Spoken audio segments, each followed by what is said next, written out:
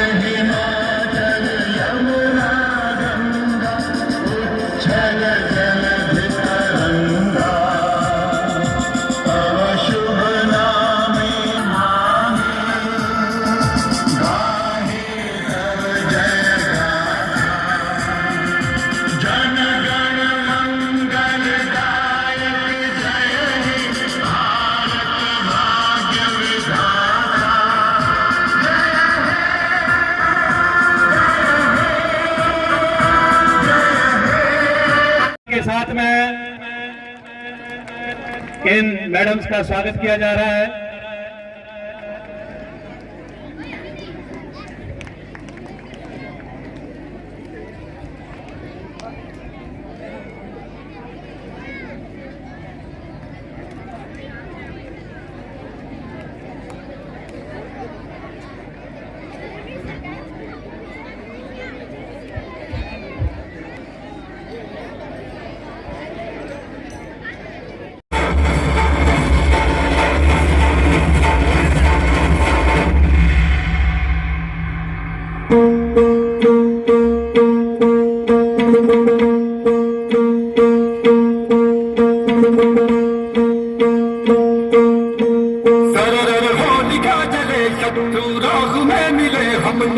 जब जब शमशीरें ताने गए माहे भवानी,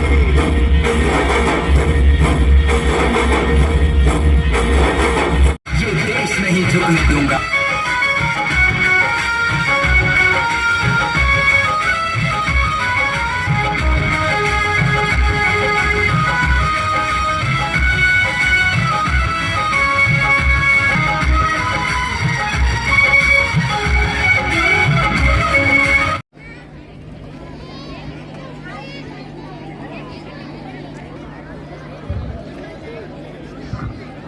विद्यालय के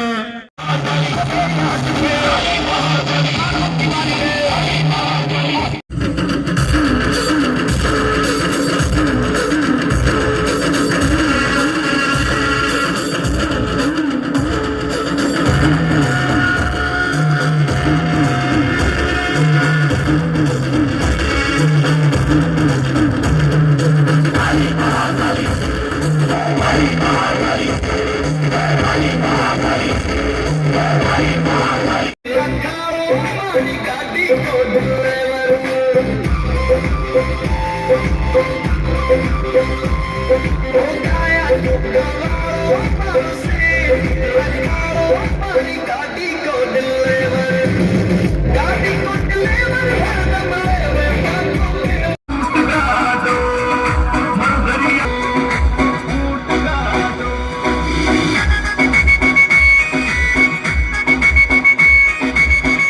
मुख्य अतिथि के रूप में श्रीमान सरपंच साहब, उप सरपंच साहब, बोहरा साहब, नौरत जी, कुन्नाराम जी सर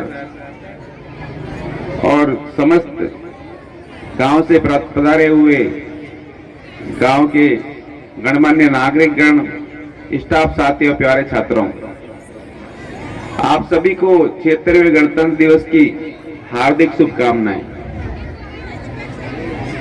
देखिए, हम बहुत भाग्यशाली हैं कि हम एक ऐसे देश में पैदा हुए हैं और उस समय पैदा हुए हैं कि जब हमें आजादी के साथ में एक अच्छा बना बनाया संविधान मिला। हमारे पूर्वज की स्थिति यह थी कि निजाम बदलता था, निजाम का मूड बदलता था तो जनता की दशा और दिशा दोनों बदल जाती थी। लेकिन आज हमारा संविधान निर्माताओं ने हमें एक ऐसे संविधान बना करके दिया है कि निजाम के मूड का जनता की सेहत के ऊपर कोई असर नहीं पड़ता है। कोई भी सरकार आए, संविधान के अनुसार ही काम करती है। इस संविधान ने सभी नागरिकों को शिक्षा का अधिकार दिया है, जिससे सभी नागरिक पढ़ लिख करके अपने अधिकारों के प्रति जागरूक हो सके हैं और अपने अधिकारों को प्राप्त हुए हैं। संविधान सबके लिए शिक्षा की व्यवस्था करता है। साथ ही बिना शिक्षा के कोई भी देश विकास नहीं कर सकता। हम अगर किसी गांव के अंदर जाते हैं, उस गांव का अगर विद्यालय अच्छा होता है तो लगता है कि वास्तव में गांव बहुत अच्छा है। जिस गांव का विद्यालय अच्छा नहीं होता है, उसको देख कर लगता है कि गांव का भी विकास होना शेष है। हमारे झूठा का यह सौभाग्य है कि हमारे गांव का विद्यालय भौतिक, शैक्षिक दोनों दृष्टि से और शैक्षिक सभी दृष्टिकोण से जो है आगे है। लेकिन कई बार मैं देखता हूं कि अभी भी जो है छोटे बच्चे शिक्षा से वंचित हैं। कई घर ऐसे, कई बच्चे ऐसे हैं जो अभी भी जो है कि उन्होंने जो है विद्यालय की ओर रुख ही नहीं किया है और उनकी उम्र पढ़ने की है। मैं आप यहाँ पधारे हुए सभी नागरिकों से निवेदन करूंगा कि अपने आसपास के क्षेत्र में जो भी बालक बालिकाएं विद्यालय से जो वंचित हैं, उनको आप विद्यालय से जोड़ने का काम करें। आप अपने बच्चों के लिए या किसी का अगर भला करना चाहते हैं तो सबसे जो है बड़ा भला यही होगा उसका कि उसको आप शिक्षा प्रदान करें, शिक्षा के अवसर से उसको वंचित नहीं करें, उसको शिक्षा से जोड़ें। पहली से 8वीं तक की जो शिक्षा है वह सरकार के द्वारा मुफ्त में व्यवस्था की गई, निःशुल्क शिक्षा की व्यवस्था है। इसलिए कोई भी बालक बालिका इससे वंचित न रहे, यह तय करना हम सभी की जिम्मेदारी है। मैं आप सभी को ये बताते हुए अत्यंत हर्ष का अनुभव करता हूं कि विद्यालय ने पिछले वर्ष बोर्ड परीक्षा परिणाम के अंदर जो है ब्लॉक स्तर के ऊपर बहुत ही अच्छा प्रदर्शन किया है। इसके लिए मैं अपने सारे स्टाफ साथियों को जो है बहुत बहुत धन्यवाद देता हूं कि मुझे कभी इस बात की चिंता नहीं रही कि मेरा बोर्ड का रिजल्ट कैसा रहेगा। हमेशा जो है विद्यालय ने बोर्ड के अंदर और साथ ही खेलकूद के अंदर दोनों क्षेत्रों के अंदर जो है बहुत ही सराहनीय प्रदर्शन किया है और आज इसी का नतीजा है कि बोर्ड कक्षा के अंदर अच्छे अंकों से पास होने के कारण हमारी एक विद्यालय की छात्रा का टैबलेट के द्वारा जो है उसको इनाम मिला है और ब्लॉक स्तर से उसको जो है कि टैबलेट का वितरण किया गया है। साथ ही हमारे जो है खेलकूद के क्षेत्र के अंदर अच्छे प्रयास कि लगातार जो है हमारे विद्यालय से 3-4 छात्र हमेशा स्टेट जाते हैं और इसके अंदर हमारे जो है शारीरिक शिक्षक श्रीमान रमेश जी मेवाड़ा का सहयोग रहा है और आज उनको इसी उपलक्ष्य के अंदर ब्लॉक स्तर के ऊपर उपखंड अधिकारी महोदय के द्वारा उनको सम्मानित किया गया है। ये सम्मान पूरे गांव के लिए सम्मान की बात है। इसके लिए मैं अपने शारीरिक शिक्षक श्रीमान रमेश जी मेवाड़ा को और उनके साथ लगन और निष्ठा से काम करने वाले सारे छात्र छात्राओं को जो है बहुत बहुत धन्यवाद देता हूं।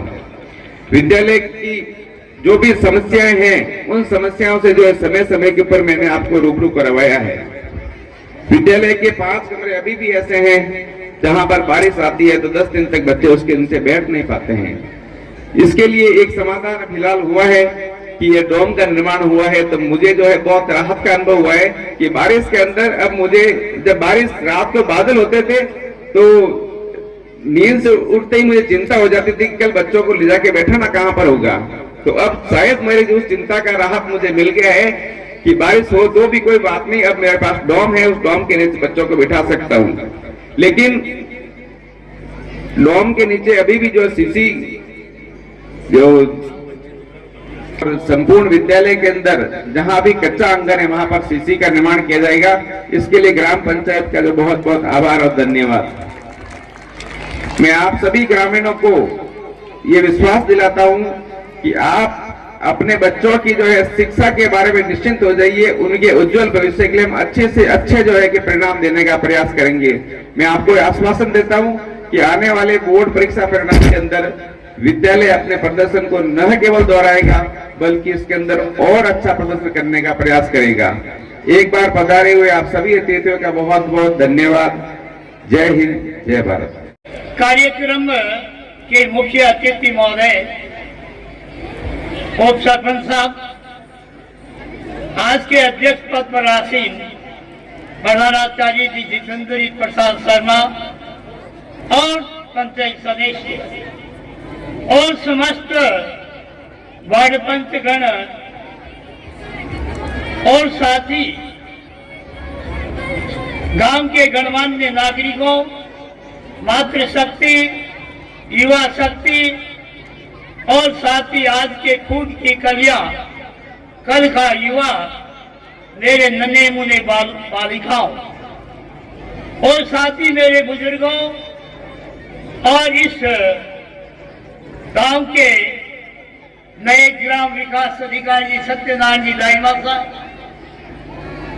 और समस्त मेरे सेवानिवृत्त मेरे बंधुगण, आप सभी मेरे विद्वान गुरुजन और विदुषी बहनों, आप सभी को अपने सभी जन्मदिन की शुभकामना देता हूँ।